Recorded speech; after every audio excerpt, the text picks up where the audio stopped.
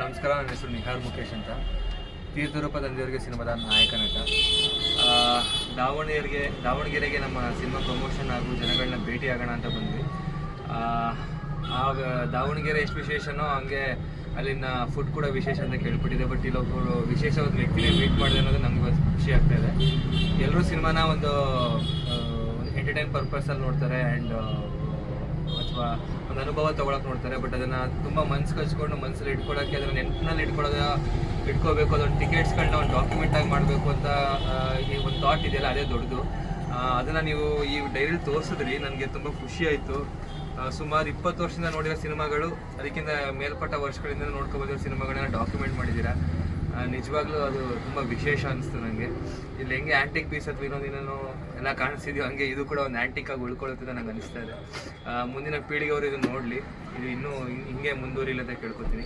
ಅದ್ರ ಜೊತೆಗೆ ನಮ್ಮ ಸಿನಿಮಾನು ಈ ಸಲ ರಿಲೀಸ್ ಆದ್ರಿಂದ ಈ ಲಿಸ್ಟಿಗೆ ನಮ್ಮ ಸಿನಿಮಾನು ಸೇರಿಕೊಳ್ಳಿ ಅನ್ನೋದು ನನ್ನ ಒಂದು ಆಸೆ.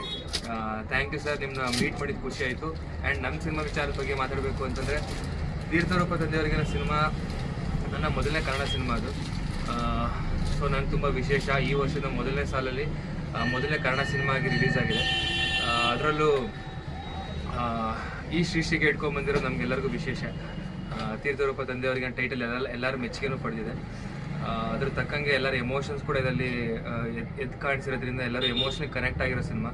ಸೊ ಇದು ಭಾವನಾತ್ಮಕವಾಗಿ ಎಲ್ಲರ ಜೊತೆ ಕನೆಕ್ಟ್ ಆಗಿರೋದ್ರಿಂದ ಒಂದು ಫ್ಯಾಮಿಲಿ ಮತ್ತು ಅವರವರ ವೃತ್ತಿ ಎಷ್ಟು ಇಂಪಾರ್ಟೆಂಟ್ ಅನ್ನೋದು ನಮ್ಮ ಸಿನಿಮಾದಲ್ಲಿ ತೋರಿಸಿದ್ದೀವಿ. ನಾವು ಯಾವುದಕ್ಕೆ ಮೋಸ ಮಾಡಿಕೊಂಡ್ರು ನಮ್ಮ ವೃತ್ತಿಗೆ ನಾವು ಮೋಸ ಮಾಡ್ಕೋಬಾರ್ದು, ಅಥವಾ ನಮ್ಮ ಫ್ಯಾಮಿಲಿಗೆ ನಾವು ಯಾವುದೇ ಕಳಂಕ ತರಬಾರ್ದು ಅನ್ನೋದು ನಮ್ಮ ಸಿನಿಮಾದಲ್ಲಿ ತೋರಿಸಿದ್ದೀವಿ.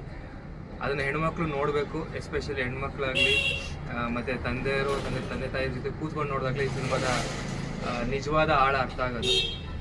ದಯವಿಟ್ಟು ಒಂದು ಫ್ಯಾಮಿಲಿ ಬಂದು ಸಿನಿಮಾ ನೋಡಿ. ನಿಮ್ಮ ಫ್ಯೂಚರಲ್ಲಿ ಅಥವಾ ನೀವು ಮಾಡಿರೋ ತಪ್ಪುಗಳನ್ನ ಮುಂದೆ ತಿದ್ದುಪಡಿಸ್ಕೊಳ್ಳೋಂಥ ಸಿನಿಮಾ ಇದಾಗಿದೆ ಅಂತ ನಾನು ನಂಬ್ತೀನಿ. ಸೊ ಡೆಫಿನೆಟ್ಲಿ ಇದ್ರ ಜೊತೆ ಎಂಟರ್ಟೈನ್ಮೆಂಟು ಇದೆ, ಒಂದು ಮೆಸೇಜ್ ಇದೆ. ಹೋಗ್ತಿರ್ಬೇಕಾದ್ರೆ ನೀವು ಒಂದು ಬ್ಯಾಗೇಜ್ನ ಕ್ಯಾರಿ ಮಾಡ್ತೀರಾ, that will remain for lifetime. Thank you so much.